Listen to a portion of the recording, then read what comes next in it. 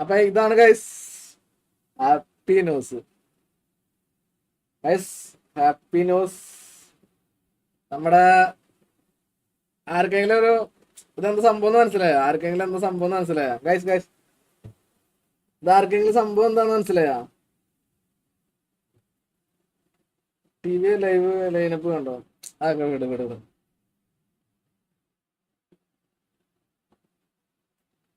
സംഭവം എന്താ മനസ്സിലായോ?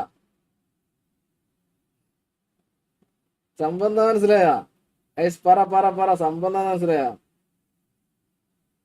ഗൈസ് എം ആർ സിയുടെ പിള്ളേര് കൂടിയിട്ട് ഒരു സിനിമ, അതായത് കൂപ്പറാണ്, എം ആർ സി കൂപ്പറാണ്, ഷാനൂറ ഡയറക്ഷൻ, എം ആർ സി മാക്കാണ് പാട്ട് പാടിയത്, ലിറിക്സ് എഴുതിയത് എം ആർ സി മാക്കാണ്. പിന്നെ ഒരു big surprise produced by M R C Rosario.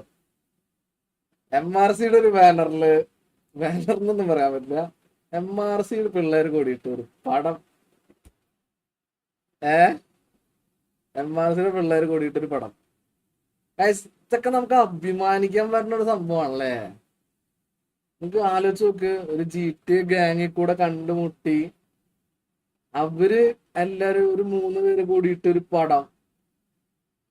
അതായത് directed by M R C Cooper, produced by M R C Rosario, song by M R C Mac. ഏതാ mood, ഏതാ മൂഡില്ലേ. അപ്പോ all the best for hint. ഇത് നെറ്റ്ഫ്ലിക്സിലാണ് release.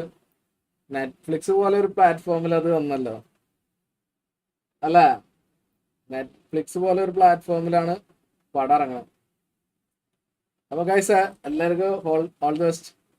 കൂപ്പറൊക്കെ നല്ല പണിയെടുത്തിട്ടുണ്ട് കേട്ടോ. Cooper അതിനാണ് ശരിക്കും പറഞ്ഞാൽ ബ്രേക്ക് എടുത്ത് പോയത്. എന്നിട്ടും അവൻ ആ ഷൂട്ടിന്റെ അതിന്റെ തിരക്കിൽ അവൻ നിർത്തി വെച്ച്, അല്ല അതിന്റെ ഗ്യാപ്പ് എടുത്ത് വന്ന് അവൻ മീറ്റപ്പിന് വന്നു. മീറ്റപ്പിന് വന്നിട്ട് വേറൊരു പൊട്ടിക്കലും കൂടി പൊട്ടിച്ചു. അടുത്ത പടം വരാൻ പോണത് ആരാന്നറിയോ? അടുത്ത പടം ചെക്കൻ സെറ്റാക്കി. അടുത്ത പടം ഷൈൻ നിഗത്തിന്റെ കൂടെയാണ് അടുത്ത പടം വരുന്നത്. ഷൈൻ നിഗത്തിന്റെ പടമാണ് ചെക്കൻ ഡയറക്ട് ചെയ്യാൻ പോണത്. അപ്പൊ ഏതാ ലെവലില്ലേ. നിങ്ങൾക്ക് വിചാരിച്ച അവനൊക്കെ നമുക്ക് ഇങ്ങനെ ചുമ്മാ ഒന്ന് സ്ട്രീം ചെയ്തപ്പോ ഇത്രയും കഴിവുള്ള ഒരു പയ്യനെ ഞാൻ സത്യം ഞാൻ വിചാരിച്ചില്ല. ഒരു പടം ഡയറക്റ്റ് ചെയ്ത് അടുത്ത പടം ഷൈൻ നിഗത്തിന്റെ കൂടെ അല്ലേ. ഇപ്പൊ W Cooper, W Rosario, W മാക്കിന്റെ സോങ്. അപ്പൊ ഇതാണ് ഹാപ്പി ന്യൂസ്. എല്ലാവരും ഹാപ്പി അല്ലേ?